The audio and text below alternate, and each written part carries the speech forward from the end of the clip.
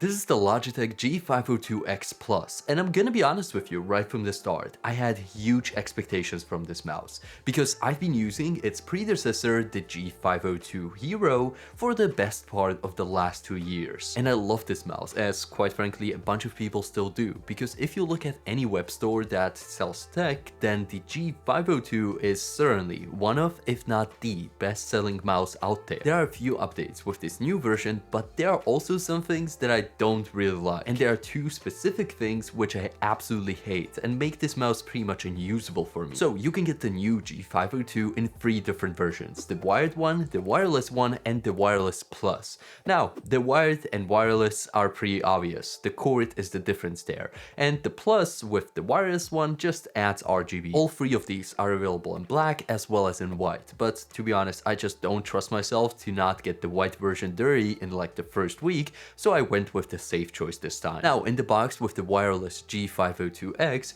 you get the mouse itself, presented in a pretty cool way, the wireless USB receiver, which you can store in the bottom of the mouse under this magnetic cover. It's a bit of a shame that they ditched this whole add your weight to your mouse thing that they had with the last version, but then again, I kinda get it because most people probably didn't use it at all. Then you also get a 2-meter USB-A to USB-C cable, which you can just use to charge the mouse or as an extension for a USB receiver, since Logitech themselves recommend having the receiver just 20 centimeters away from the mouse for the lowest latency. And last but not least, you also get this little button cover for your side button if you want to replace it with the button itself if you just don't use it at all. Now, I do still personally think that the predecessor actually looks better than this new version, but I can also see some of the improvements that Logitech did with this. For example, I like that the side grip goes all the way down and feels a little bit more grippy than previously. And I also think that this design is going to last a little bit longer than the previous one, since as you can see, I did a pretty nice job going into it with my thumb over the years. When it comes to the extra buttons on this mouse, you get 13 in total that you can customize.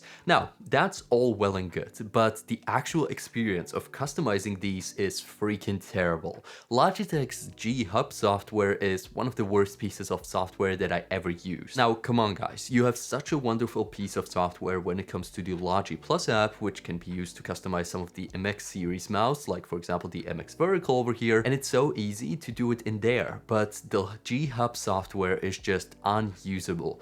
If you want to customize a button, you for some reason just have to drag it along to the button itself, then you cannot really search the settings because some of them aren't even available, and it's just a mess, especially if I just want to set up my forward and back buttons for scrolling around the internet, and I cannot really do that in the G-Hub software because I just couldn't find those settings at all. So I just hope that in the future Logitech actually realizes that this software sucks and updates it. Now, both things that I mentioned at the beginning, which make this mouse pretty much unusable for me, have to do with the scrolling wheel. The first issue that I have with it is that it just feels bad. I know this doesn't really give you enough context to contemplate what bad means, but it just feels cheap and not well made compared to the last generation. And the second problem is that it's just incredibly loud, especially compared to my last mouse.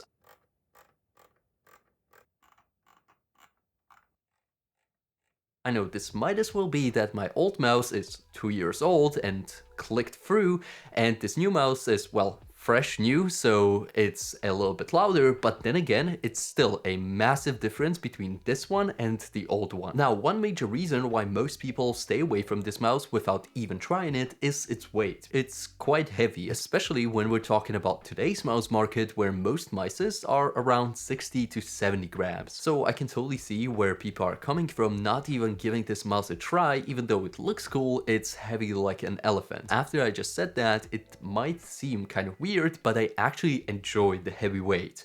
You see, I've been using the MX Master 3S for like the last year, ever since I stopped using the G502, and that mouse is even heavier at 141 grams. And this is mainly going to CMOD if you're a gamer, because, well, why would you buy a heavier mouse? But then again, I'm not really into the gaming space anymore, but more so into the creative space, in which I really do appreciate the heavier weight, thus giving me a little bit more precision with my tiny little movements. And one more thing before I give my final verdict that I wanted to talk about is this Plus version with the added RGB on top. I think this is just not worth it. Just save your money. The RGB most of the time is just going to be under your hand, and if it's not, like for example in the dark when your mouse is just laying on your table, then it's going to light up your whole room and just be annoying. I would just save myself some money and also a little bit of battery life if you're going for the wireless version. As my verdict goes, after using this mouse for the last 2 weeks, if you really like the shape and design of the 502 or you would like to try it,